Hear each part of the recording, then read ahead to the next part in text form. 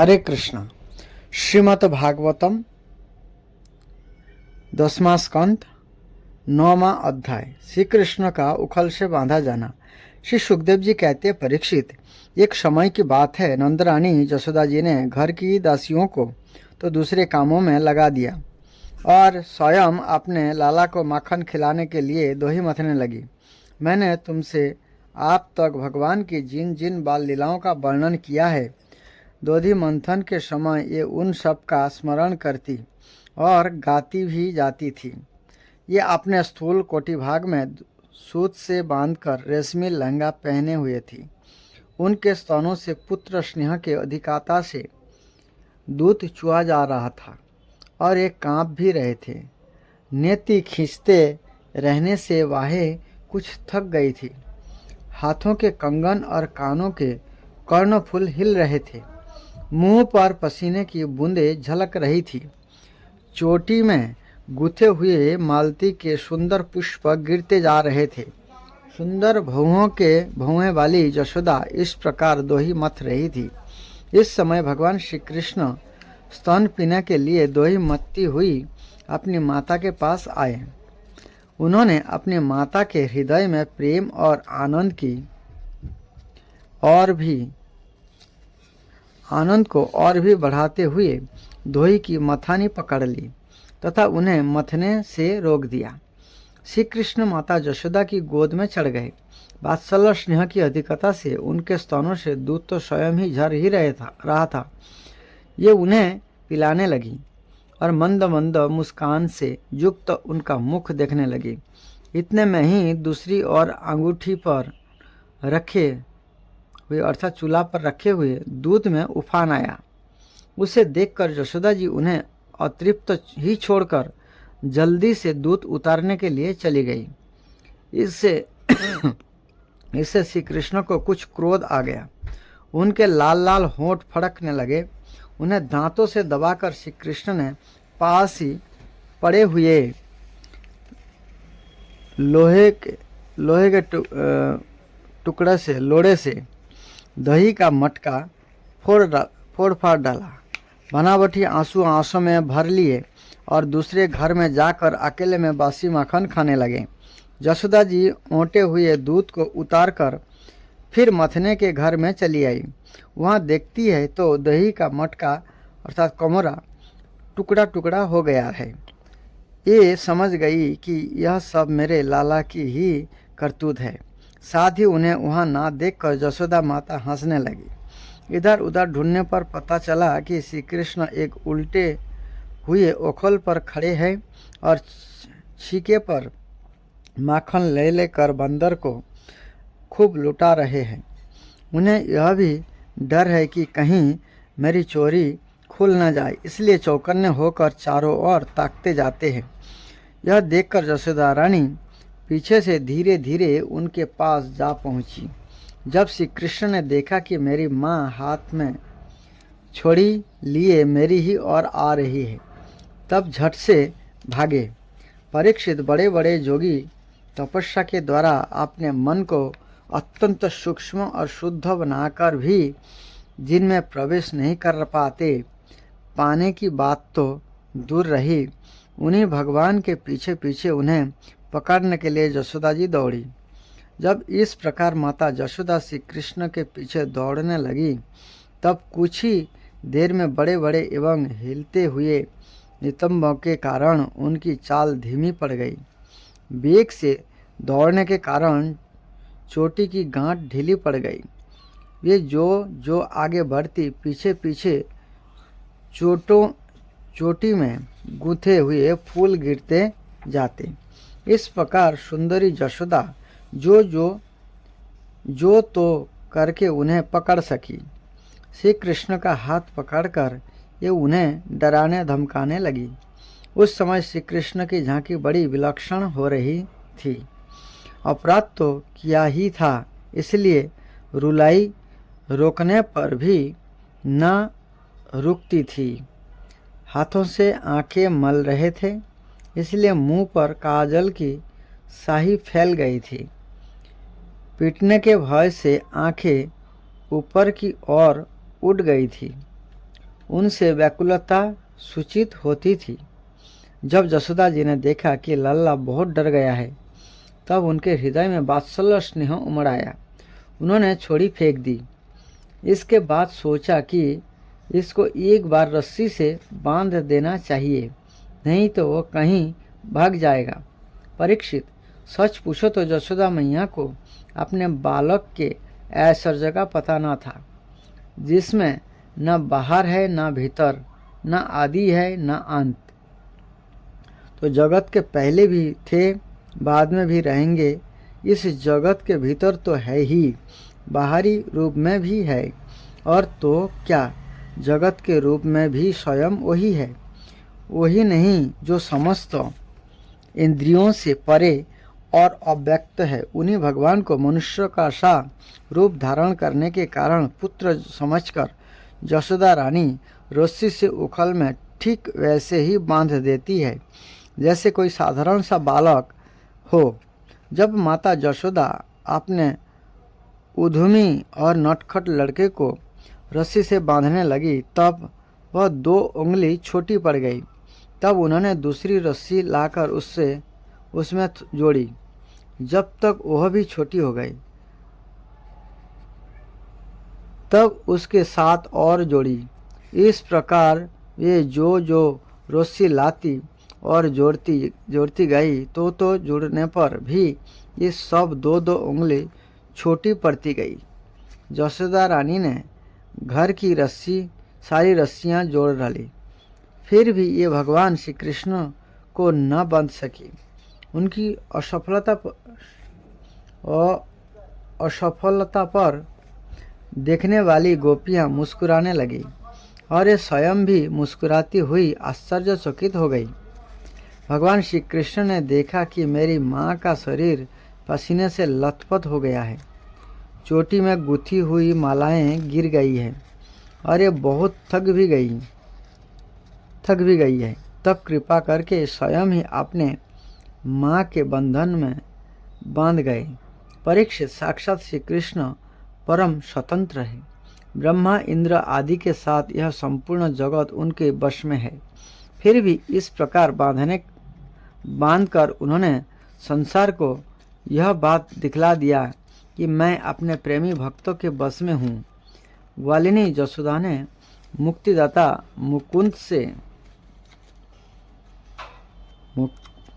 मुक्ति के दाता भगवान मुकुंद से कुछ अनिर्वचनीय कृपा प्रसाद प्राप्त किया। यह प्रसाद ब्रह्मपुत्र होने पर भी, शंकर आत्मा होने पर भी और वक्षस्थल पर विराजमान लक्ष्मी अर्धांगिनी होने पर भी ना पा सके।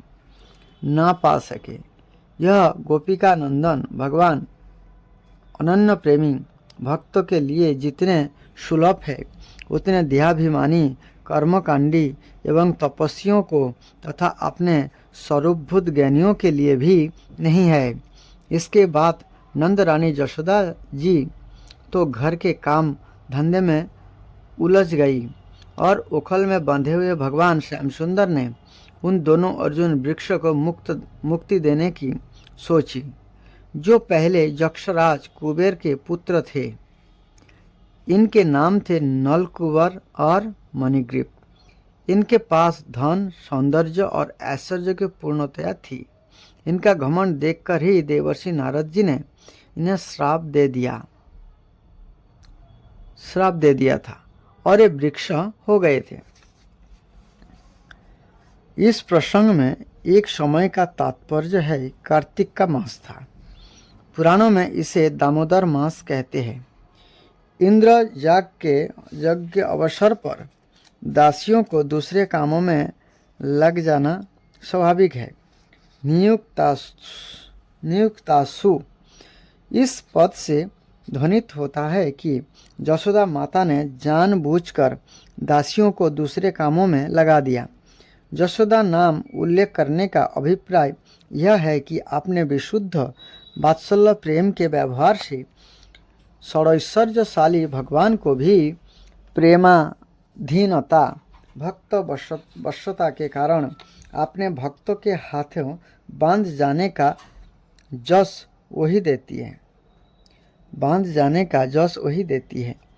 गोपराज नंद के वात्सल्य प्रेम के आकर्षण से सच्चिदानंद परमानंद स्वरूप श्री भगवान नंद नंदन रूप से जगत में अवतीर्ण होकर जगत के लोगों को आनंद प्रदान करते हैं।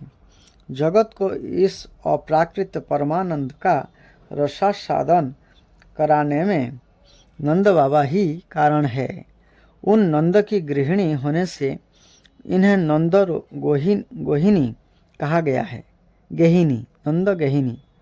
साथ ही नंद गेहिनी और स्वयं ये दो पद इस बात के सूचक है कि दधि मंथन कर्म उनके योग्य नहीं है, फिर भी पुत्र स्नेह की अधिकता से यह सोचकर कि मेरे लाला को मेरे हाथ का माखन ही भाता है, ये स्वयं ही दधि मथ रही थी। इस श्लोक में भक्तों के स्वरूप का निरूपण है। शरीर से दो ही मंथन रूप सेवा कर्म हो रहा है। हृदय में स्मरण की धारा सतत प्रवाहित हो रही है। वाणी में बाल चरित्र का संगीत, भक्त के तन मन वचन सब अपने या रे की सेवा में संलग्न है। स्नेह अमूर्त पदार्थ है, वह सेवा के रूप में ही व्यक्त होता है। स्नेह के ही विलास विशेष है। नृत्य और संगीत यशोदा मैया के जीवन में इस समय राग और भोग दोनों ही प्रकट है। कमरे में रोशनी रेशमी लहंगा डोरी से कसकर बांधा हुआ है, अर्थात जीवन में आलस्य प्रमाद असावधानी नहीं है। सेवा कर्म में पूरी तत्परता है। रेशमी लहंगा इसलिए पहने हैं कि किसी प्रकार की अपवित्रता रह गई तो मेरे कन्हैया को कुछ हो जाएगा। माता के हृदय का रस स्नेह दूध स्तन के मुंह आ लगा है, चुचुआ रहा है, अर्थात निकल रहा है, बाहर झांक रहा है। श्याम सुंदर आवें, उनकी दृष्टि पहले मुझ पर पड़े और पहले माखन ना खाकर मुझे ही पीवे, वही उसकी लालसा है। स्तन के कांपने का अर्थ यह है कि उसे डर भी है कि कहीं मुझे नहीं पिया तो। कंकण और कुंडल नाच नाच कर मैया को बधाई दे रहे हैं। यशोदा मैया के हाथों के कंकण इसलिए झंकार ध्वनि कर रहे हैं कि वे आज उन हाथों में रहकर धन्य हो रहे हैं कि जो हाथ भगवान की सेवा में लगे हैं, और कुंडल यशोदा मैया के मुख से लीला गान सुनकर परमानंद से हिलते हुए कानों की सफलता की सूचना दे रहे हैं। हाथ वही धन्य है जो भगवान की सेवा करें, और कान वे धन्य है जिनमें भगवान के लीला गुण गान की सुधाधारा प्रवेश करती रहे। मुंह पर खेद और मालती के पुष्पों के नीचे गिरने का ध्यान माता को नहीं है। यह श्रृंगार और शरीर भूल चुकी है, अथवा मालती के पुष्प स्वयं ही चोटियों से छूटकर चरणों में गिर रहे हैं कि ऐसी वात्सल्यमयी माँ के चरणों में ही रहना सौभाग्य है। हम सिर पर रहने के अधिकारी नहीं। हृदय में लीला की सुख स्मृति, हाथों से दधि मंथन और मुख से लीला गान, इस प्रकार मन तन वचन तीनों को श्री कृष्ण के साथ एक तान संजोग होते ही श्री कृष्ण जग कर माँ माँ पुकारने लगे। अब तक भगवान श्री कृष्ण सोए हुए से थे। माँ की स्नेह साधना ने उन्हें जगा दिया। ये निर्गुण से सगुण हुए, अचल से चल हुए, निष्काम से सकाम हुए। स्नेह के भूखे प्यास माँ के पास आए। क्या ही सुंदर नाम है स्तन्य काम। मंथन करते समय आए, बैठी थाली के पास नहीं। सर्वत्र भगवान साधन की प्रेरणा देते हैं। अपनी ओर आकृष्ट करते हैं, परंतु मथानी पकड़कर मैया को रोक लिया। माँ, आप मेरी साधना पूर्ण हो गई, पिष्ट पेषण करने से क्या लाभ? अब मैं तेरी साधना का इससे अधिक भार नहीं सह सकता। माँ प्रेम से दब गई, निहाल हो गई। मेरा लाल मुझे इतना चाहता है। मैया मना करती रही, नेक सा माखन तो निकल लेने दे। मैं तो दूध पीऊँगा, कृष्ण ने इस प्रकार से कहा। दोनों हाथों से मैया की कमर पकड़कर एक पांव घुटने पर रखा और गोद में चढ़ गए। स्तन का दूध बरस पड़ा। मैया दूध पिलाने लगी। लाला मुस्कुराने लगे। आंखें मुस्कान पर जम गई। एक सती पद का यह अभिप्राय है कि जब लाला मुंह उठाकर देखेगा और मेरी आंखें उस पर लगी मिलेगी, तब उसे बड़ा सुख होगा। सामने पद्मगंधा गाय का दूध गर्म हो रहा था। उसने सोचा, स्नेहमयी माँ यशोदा का दूध कभी कम ना होगा। श्याम सुंदर की प्यास कभी बुझेगी नहीं। उनमें परस्पर होड़ लगी है। मैं बेचारा जुग जुग का, जन्म जन्मों का श्याम सुंदर के होठों का स्पर्श करने के लिए व्याकुल तप तप कर मर रहा हूँ। आप इस जीवन से क्या लाभ है? लाभ जो श्री कृष्ण के काम ना आवे। इससे अच्छा है उनकी आंखों के सामने आग में कूद पड़ना। माँ के नेत्र पहुँच गए। दयार्द माँ को श्री कृष्ण का भी ध्यान ना रहा। उन्हें एक और डालकर दौड़ पड़ी। भक्त भगवान को एक और रखकर भी दुखियों की रक्षा करते हैं। भगवान अतृप्त ही रह गए। क्या भक्त के हृदय रस से, स्नेह से उन्हें कभी तृप्ति हो सकती है? उसी दिन से उनका एक नाम हुआ अतृप्त। श्री कृष्ण के होठ फड़के। क्रोध होठों का स्पर्श पाकर कृतार्थ हो गया। लाल लाल होठ श्वेत श्वेत दूध की दंतुलियों से दबा दिए गए, मानो सत्वगुण रजोगुण पर शासन कर रहा हो, ब्राह्मण क्षत्रिय को शिक्षा दे रहा हो। यह क्रोध उतरा दधि मंथन के मटके पर। उसमें एक असुर आ बैठा था।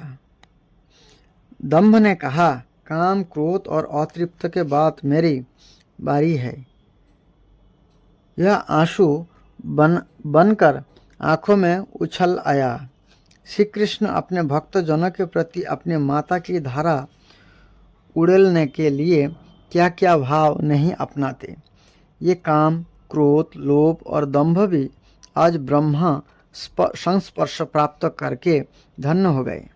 श्री कृष्ण घर में घुसकर बासी मक्खन गटकने लगे, मानो माँ को दिखा रहे हैं कि मैं कितना भूखा हूँ। प्रेमी भक्त के पुरुषार्थ भगवान नहीं है, भगवान की सेवा है। ये भगवान की सेवा के लिए भगवान का भी त्याग कर सकते हैं। मैया के अपने हाथों धुआ हुआ वह पद्मगंधा गायों का दूध श्री कृष्ण के लिए ही गर्म हो रहा था। थोड़ी देर के बाद ही उनको पिलाना था। दूध उफन आएगा तो मेरे लाला भूखे रहेंगे, रोएंगे। इसलिए माता ने उन्हें नीचे उतार कर दूध को संभाला। यशोदा माता दूध के पास पहुंची। प्रेम का अद्भुत दृश्य।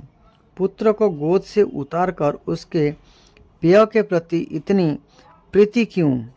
अपनी छाती का दूध तो अपना है, यह कहीं जाती नहीं, परंतु वह सहस्त्रों छटी हुई गाय के दूध से पालित पद्मगंधा गाय का दूध फिर कहाँ मिलेगा? वृंदावन का दूध अप्राकृत चिन्मय प्रेम जगत का दूध माँ को आते देखकर शर्म से दब गया। ओह, आग में कूदने का संकल्प करके मैंने माँ के नंदन में कितना बड़ा विघ्न कर डाला, और माँ अपना आनंद छोड़कर मेरी रक्षा के लिए दौड़ी आ रही है। मुझे धिक्कार है। दूत का उफनना बंद हो गया और वह तत्काल अपने स्थान पर बैठ गया। माँ, तुम अपनी गोद में नहीं बैठाओगी तो मैं किसी खल की गोद में जा बैठूंगा। वही सोचकर मानो श्री कृष्ण उल्टे उखल के ऊपर जा बैठे।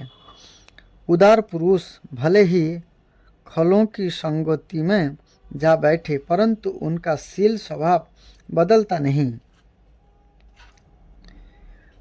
नहीं है। उखल पर बैठकर भी ये बांदरों को माखन बांटने लगे।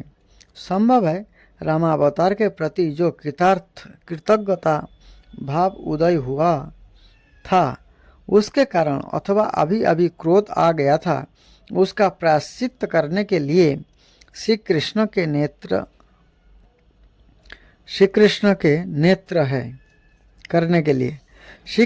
नेत्र है चौर्य विशांकित ध्यान करने योग्य। वैसे तो उनके ललित कलित छलित बलित चकित आदि अनेकों प्रकार के ध्येय नेत्र है, परंतु ये प्रेमांजनों के हृदय में गहरी चोट करती है। भीत होकर भागते हुए भगवान है, अपूर्व झांकी है। ऐश्वर्य को तो मानो मैया के वात्सल्य प्रेम पर निछावर करके ब्रज के बाहर ही फेंक दिया है। कोई असुर अस्त्र शस्त्र लेकर आता तो सुदर्शन चक्र का स्मरण करते। मैया की छड़ी का निवारण करने के लिए कोई भी अस्त्र शस्त्र नहीं। भगवान की यह भयभीत मूर्ति कितनी मधुर है। धन्य है इस भाई को। माता जशोदा के शरीर और श्रृंगार दोनों ही विरोधी हो गए। तुम प्यारे कन्हैया को क्यों खदेड़ रही हो? परंतु मैया ने पकड़ कर ही छोड़ा। विश्व के इतिहास में भगवान के संपूर्ण जीवन में पहली बार स्वयं विश्वेश्वर भगवान माँ के सामने अपराधी बनकर खड़े हुए हैं। मानो अपराधी मैं ही हूँ, इस सत्य का प्रत्यक्ष करा दिया। बाएं हाथ से दोनों आंखें रगड़ कर मानो उनसे कहलाना चाहते हैं कि ये किसी कर्म के कर्ता नहीं है। ऊपर इसलिए देख रहे हैं कि ये जब माता ही पीटने के लिए तैयार है, तब मेरी सहायता और कौन कर सकता है। नेत्र भय से विहल हो रहे हैं। ये भले ही कह दे कि मैंने नहीं किया, हम कैसे कहें? फिर तो लीला ही बंद हो जाएगी। माँ ने डांटा, अरे अशांत प्रकृति बानर बंधु, मंथन स्फोटक अर्थात मथनी को तोड़ दिया और बानरों को अपना बंधु बनाया। अब तुझे मक्खन कहाँ से मिलेगा? आज मैं तुझे ऐसा बांधूंगी कि ना तो तू ग्वाल बालों के साथ खेल ही सकेगा और ना माखन चोरी आदि उधम ही मचा सकेगा। अरे मैया, मोही मत मारो, माता ने कहा। यदि तुझे पीटने का इतना डर था तो मटका क्यों फोड़ा? श्री कृष्ण, अरे मैया, मैं अब ऐसा कभी नहीं करूँगा, तो अपने हाथों से छोड़ी डाल दे। श्री कृष्ण का भोलापन देखकर मैया का हृदय भर आया। वात्सल्य होने के समुद्र में ज्वार आ गया। ये सोचने लगी, लाला अत्यंत डर गया है। कहीं छोड़ने पर यह भागकर वन में चला गया तो कहाँ कहाँ भटकता फिरेगा, भूखा प्यासा रहेगा, इसलिए थोड़ी देर तक बांध कर रख लूँ। दूध मक्खन तैयार होने पर मना लूँगी। वही सोच विचार कर माता ने बांधने का निश्चय किया। बांधने में वात्सल्य ही हेतु था। भगवान का ऐश्वर्य का अज्ञान दो प्रकार का होता है। एक तो साधारण प्राकृत जीवों को और दूसरा भगवान के नित्य सिद्ध प्रेमी परिकर को। यशोदा मैया आदि भगवान की स्वरूप भूता चिन्मयी लोकों लीला के अप्राकृत नित्य सिद्ध परिकर है। भगवान के प्रति वात्सल्य भाव शिशु प्रेम की प्रगाढ़ता के कारण ही उनका ऐश्वर्य ज्ञान अभिभूत हो जाता है अन्यथा उनमें ज्ञान की संभावना ही नहीं है। इनकी स्थिति तुर्यावस्था अथवा समाधि का भी अतिक्रमण करके सहज प्रेम में रहती है। यहाँ प्राकृत अज्ञान मोह रजोगुण और तमोगुण की तो बात ही क्या, प्राकृत सत्य की भी गोती नहीं है। इसलिए इनका अज्ञान भी भगवान की लीला की सिद्धि के लिए उनकी लीला शक्ति का ही एक चमत्कार विशेष है। तभी तक हृदय में जड़ता रहती है जब तक चेतन का स्फुरण नहीं होता। श्री कृष्ण के हाथ में आ जाने पर यशोदा माता ने बांस की छोड़ी फेंक दी। यह सर्वथा स्वाभाविक है। मेरी मृत्यु का प्रयत्न छोड़ने पर छोटी मोटी वस्तु पर दृष्टि डालना केवल अर्थ हानि का ही हेतु नहीं है, मुझे भी आंखों से ओझल कर देता है, परंतु सब कुछ छोड़कर मेरे पीछे दौड़ना मेरी प्राप्ति का हेतु है। क्या माया के चरित्र से इस बात की शिक्षा नहीं मिलती?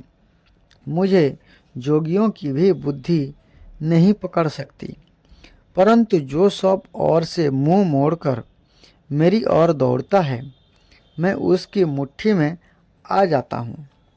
वही सोचकर भगवान यशोदा के हाथों पकड़े गए। इस श्लोक में श्री कृष्ण की ब्रह्म रूपता बताई गई है। उपनिषद में जैसे ब्रह्म का वर्णन है, अपूर्वम,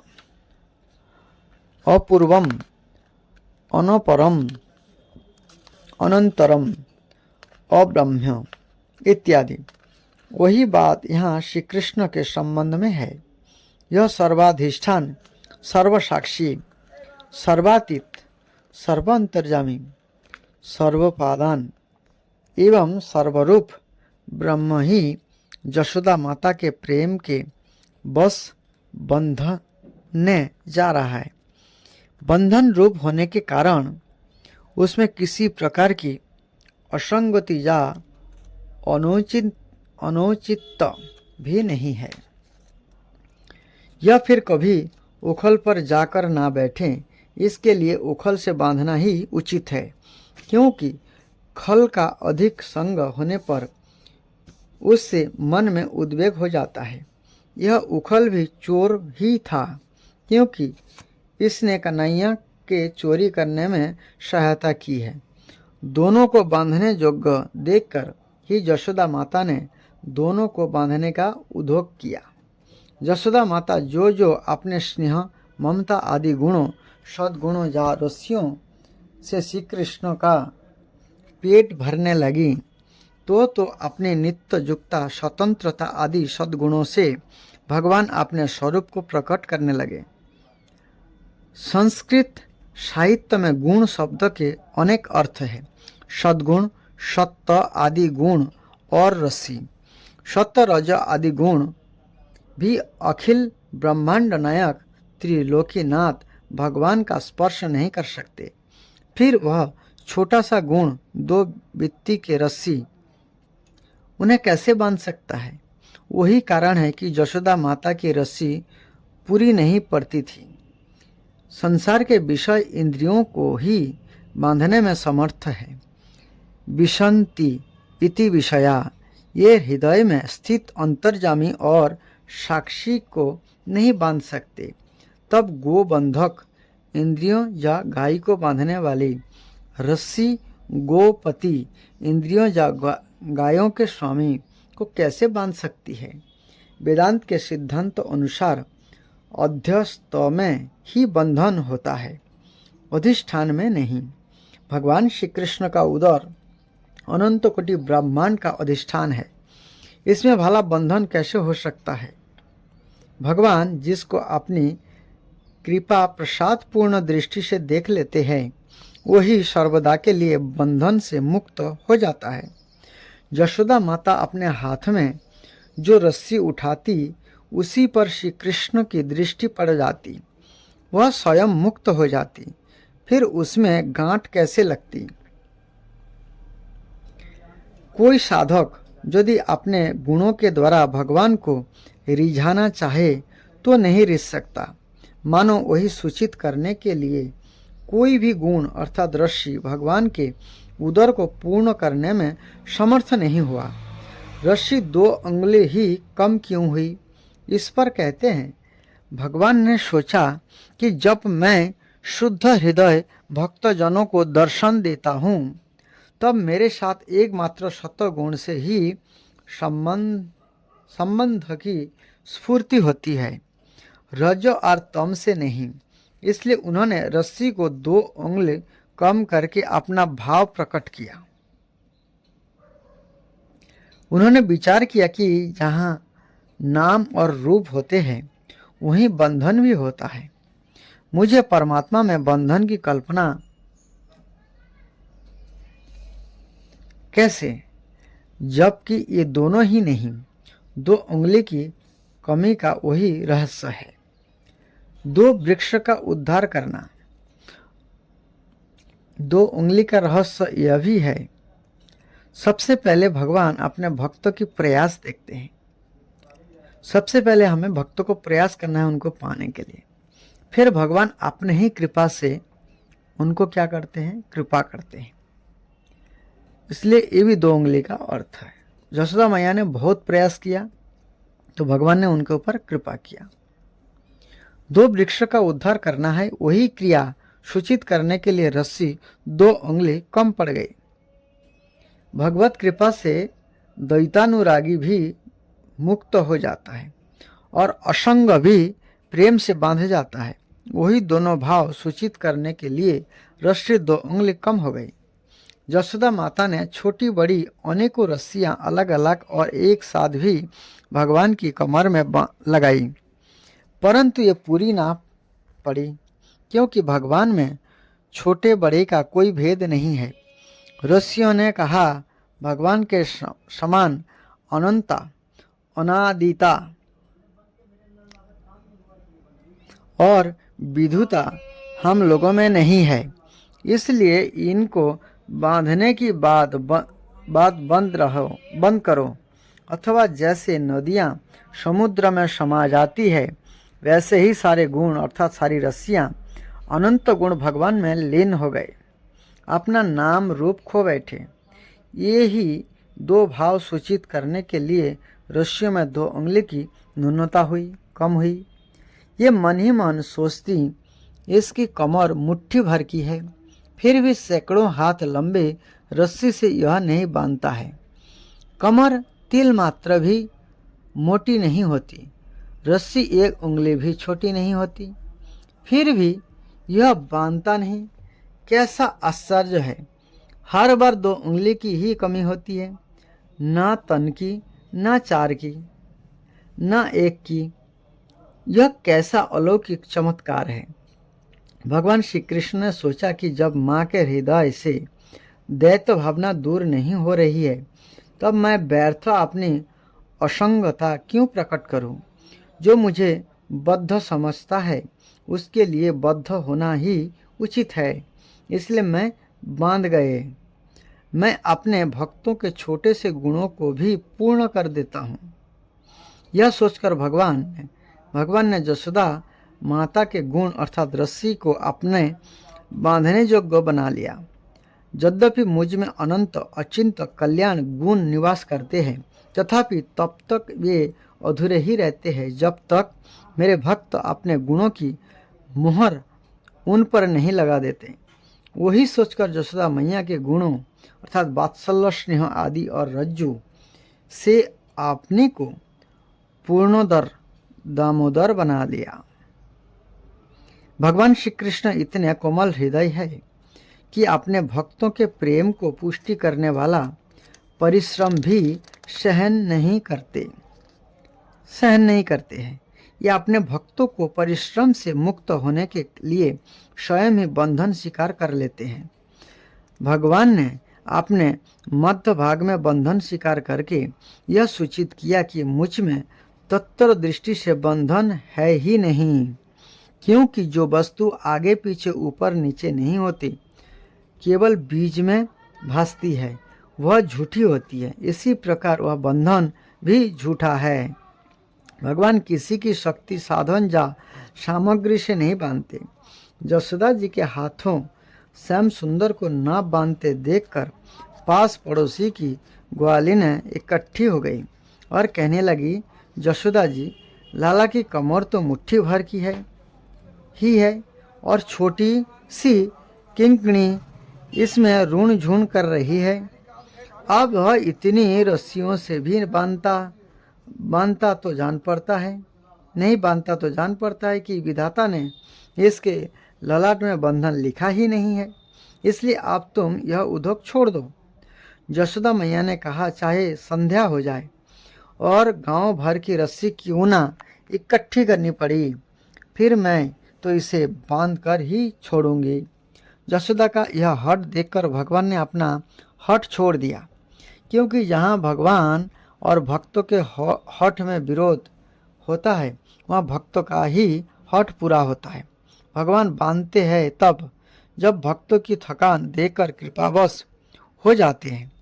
भक्तों के श्रम और भगवान की कृपा कमी ही 2 उंगली की कमी है, अथवा जब भक्त अहंकार करता है कि मैं भगवान को बांध लूँगा, तब वह उनसे 1 उंगली दूर पड़ जाते हैं। और भक्त की नकल करने वाले भगवान भी 1 अंगुल दूर हो जाते हैं।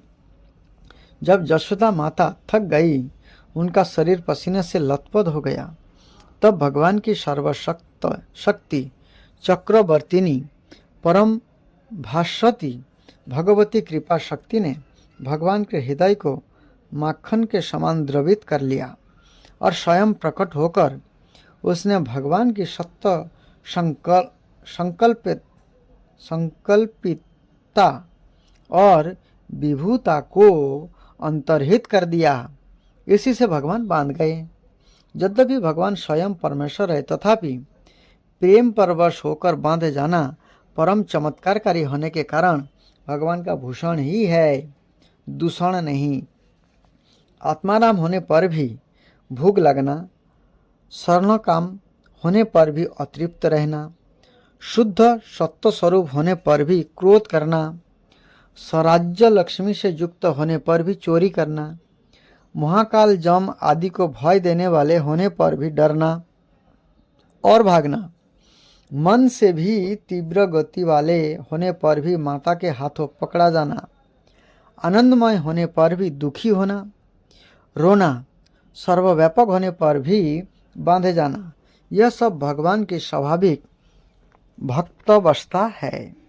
जो लोग भगवान को नहीं जानते हैं, उनके लिए तो इसका कुछ उपयोग नहीं है, परंतु जो श्री कृष्ण को भगवान के रूप में पहचानता है, उनके लिए अत्यंत चमत्कारी वस्तु है और वह देखकर जानकर उनका हृदय द्रवित हो जाता है। भक्ति प्रेम से सरोवर हो जाता है। वह विश्वेश्वर प्रभु अपने भक्त के हाथों उखल में बंधे हुए हैं। माता यशोदा द्वारा श्री कृष्ण को बांधा जाना। कृष्ण बुक श्रील प्रभुपाद जी का। एक बार अपनी दासी को कोई दूसरा कार्य करते देखकर माता यशोदा स्वयं दोही मथने लगी। दोधी मंथन करते समय ये कृष्ण की बाल लीलाएं गुनगुनाने और अपने पुत्रों के विषय में सोच सोचकर आनंदित होने लगी। दोही मथते समय उनकी साड़ी का सिरा दृढ़तापूर्वक लिपटा था और जब ये दोनों हाथों से परिश्रम पूर्वक दोही मथ रही थी, तो उत्कट पुत्र प्रेम के कारण उनके स्तनों में, जो दोनों हाथों से परिश्रम पूर्वक दोही मथने के कारण हिल रहे थे, दूध चूने लगा। उनके हाथ की चूड़ियाँ तथा कंगन एक दूसरे का स्पर्श करने के कारण रुंझुन कर रहे थे और उनके कर्णभूषण तथा स्तन हिल रहे थे। उनके मुखमंडल पर पसीने की बूंदें थी और सीसा की पुष्पमाला इधर उधर बिखर गई थी। इस अनूठे दृश्य के समक्ष भगवान कृष्ण बाल रूप में प्रकट हुए। ये भूखे थे और अपनी माँ के दुलार को बढ़ाने के लिए ये चाहते थे कि माता दोही मथना बंद कर दे। उन्होंने संकेत किया कि माँ का पहला कार्य दूध पिलाना था और दोही मथना बाद का कार्य था। यशोदा ने अपने पुत्र को गोद में उठा लिया और उसके मुख में अपना स्तन दे दिया। जब कृष्ण दूध पी रहे थे तब माता हंस हंस कर अपने पुत्र के मुख की सुंदरता निहारती जा रही थी। अकस्मात आग पर चढ़ा हुआ दूध उफनने लगा। दूध को गिरने से बचाने के लिए यशोदा तुरंत ही कृष्ण को एक और बिठाकर चूल्हे के पास गई। माँ द्वारा इस प्रकार छोड़े जाने के कारण कृष्ण अत्यंत क्रुद्ध हुए, जिससे उनके होंठ तथा नेत्र लाल हो गए। उन्होंने अपने दांत तथा होंठ बंद कर लिए और हाथ में एक कंकड़ी लेकर तुरंत मक्खन की मटकी फोड़ डाली। उन्होंने उसमें से मक्खन निकाल लिया और आँखों में कृत्रिम आंसू भरकर ये एकांत में जाकर मक्खन खाने लगे। इस बीच यशोदा कढ़ाई से उफनने के दूध को ठीक करके पुनः मथने के स्थान पर लौट आई। उन्होंने उस टूटी मटकी को देखा जिसमें दही रखा था। चूँकि उन्हें अपना पुत्र नहीं दिखाई दिया, अतः ये समझ गई कि वह कार्य उसी का है। ये हंसने लगी और सोचने लगी, बालक बहुत चतुर है। मटकी तोड़कर इस स्थान से दंड के भय से चला गया है। चारों ओर ढूंढने के बाद उन्होंने उसे लकड़ी के एक उल्टे रखे बड़े उखल पर बैठा पाया। ये छात से टंगे झूले पर उल्टे एक छीके से मक्खन निकाल कर बंदरों को खिला रहे थे। उन्होंने देखा कि कृष्ण अपने नटखट स्वभाव के कारण उनसे डरकर इधर उधर देख रहा है। अपने पुत्र को इस तरह व्यस्त देखकर ये चुपचाप पीछे से आई, किंतु कृष्ण ने तुरंत ही देख लिया कि उनकी माता हाथ में छड़ी लेकर उनकी ओर आ रही है। अतः ये तुरंत उखल से उतरकर डर के मारे भाग चले। माता यशोदा उन श्री भगवान को पकड़ने के लिए घर के चारों कोनों में छिपा करती रही, जिन तक बड़े बड़े जोगी भी ध्यान द्वारा नहीं पहुंच पाते। दूसरे शब्दों में जोगियों तथा चिंतनों द्वारा पकड़ में न आने वाले भगवान श्री कृष्ण यशोदा माता जैसे महान भक्तों के साथ एक शिशु की भांति खिलवाड़ कर रहे थे। किंतु माता यशोदा अपनी पतली कमर तथा भारी शरीर के कारण तेज दौड़ने वाले बालक से सरलता से ना पकड़ पाई। फिर भी ये यथासंभव तेजी से उसका पीछा करने लगी। उनकी केश राशि शिथिल पड़ गई और केश पर लगा फूल पृथ्वी पर गिर पड़ा। यद्यपि ये थक गई थी, किंतु जिस तिस भांति ये नटखट बालक तक पहुंच गई और उन्होंने उसे पकड़ लिया। जब कृष्ण पकड़े गए तो ये रुआओं से हो गए, अर्थात रोने का जैसा हो गया। ये अपनी आंखें हाथों से मलने लगे, जिनमें लाली काली काजल लगा हुआ था। बालक ने अपने पास खड़ी अपनी माता के मुख को देखा और भय के कारण उनकी आंखें बेचैन हो उठी। माता यशोदा यह समझ रही थी कि कृष्ण वृथा ही डरे हुए हैं और ये उसके लाभ के लिए उसका डर दूर करना चाह रहे थे। अपने पुत्र की सर्वाधिक हितैषिणी माता यशोदा सोचने लगी, यदि वह बालक मुझसे अत्यधिक डर गया तो उसे कहीं कुछ ना हो जाए। तब यशोदा ने छुरी फेंक दी। उसे दंड देने के लिए उन्होंने रस्सी से उनको दोनों हाथ बांधने की ठानी। ये नहीं जान पाई कि श्री भगवान को बांध पाना उनके लिए असंभव था। माता सोच रही थी कि कृष्ण छोटा सा शिशु है। ये वह नहीं जान पाई कि वह बालक अनंत है, जिसका ना तो अभ्यंतर है ना बाह्य, ना आदि है और ना अंत। ये असीम तथा सर्वव्यापी है। निस्संदेह ये ही असंपूर्ण दृश्य जगत है। फिर भी यशोदा जी कृष्ण को अपना नन्हा मुन्ना ही समझ रही थी। यद्यपि ये समस्त इंद्रियों की पहुंच के बाहर है, तो भी ये उन्हें काष्ठ के उलूक से बांधने का प्रयत्न कर रही थी। किंतु जब ये उन्हें बांधने लगी तो रस्सी 2 इंच छोटी पड़ गई, अर्थात 2 उंगली।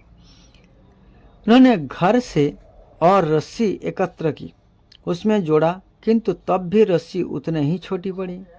इस प्रकार उन्होंने घर की सारी रस्सियां जोड़ डाली, किंतु जब अंतिम गांठ लगाई तब भी वह 2 इंची छोटी निकली। माता यशोदा हंस रही थी, किंतु विस्मित थी कि वह सब क्या हो रहा है।